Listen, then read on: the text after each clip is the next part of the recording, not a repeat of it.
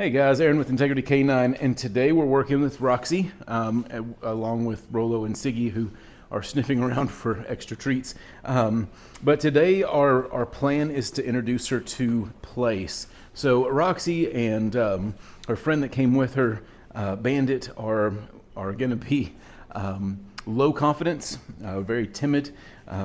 Roxy herself is very submissive, and so we've eased into this. We spent a lot of time of just trying to get them used to us. Roxy warmed up a whole lot quicker, and she's doing very good.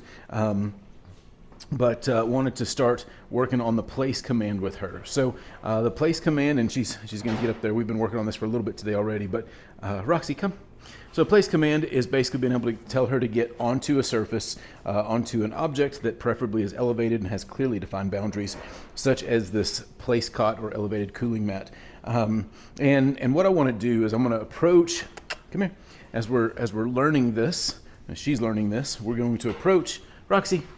Come on, atta girl. I'm going to lure with this, with the treat. Good place, sit. Roxy, sit. Yes, good girl, good sit. Now, at this point, I'll reward her because we're new into this, and I want to keep this as positive as I can. A side note, she does have her collar on today, but we are not using the collar for this because I need this to be completely positive in how she responds. So we've got her on the place cot in a sit, and we're going to start working on 3Ds. Duration, which is just this. I've got her on place in a sit. Distractions, as dogs come through or people come through, will gradually increase those distractions. And then distance. So being able to have her on place or in a sit or in a down, being able to back up, give her some of that distance, and then that distance is going to grow the longer that we work on this. And so to the point where I want to be able to drop my leash, step back, she's going to get competitive over treats. Sit. Roxy, sit. Right here. Atta girl, good. She's going to go into a down. And then be able to add some distance, which is a distraction, or more distractions, such as opening and closing a door. Good girl, good place, good down, good job. So you can see she's learning this pretty quick, which is super handy, especially around the house. I love working her around my dogs because she's going to go home to a house full of other dogs, and so those distractions are important as we go through this process. So to get her off of here, I've got really kind of two main options that I'll use. I'll either tell her to come to me or I'll tell her to break.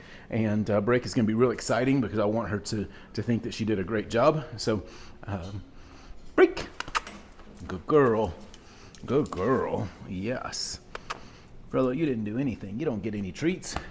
Good girl, yeah.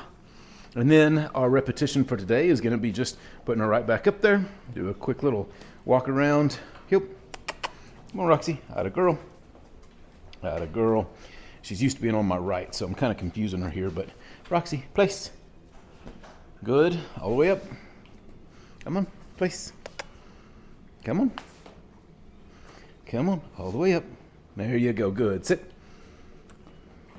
Yes, good girl. Now, one thing I didn't cover is the pressures that I'm using. So right now we're using a positive influence with a lure of a treat.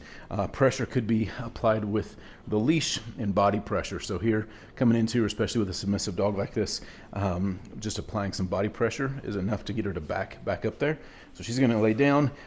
As we were working earlier today, she'd start to come off, and I'd either grab the leash and pop it and get her back up, or if I caught her in time, I'd say and push her back up. So, but all of that to say she's doing really good. Excited to see how she progresses and can't wait to get her out into public. So, atta girl. So, y'all stay tuned.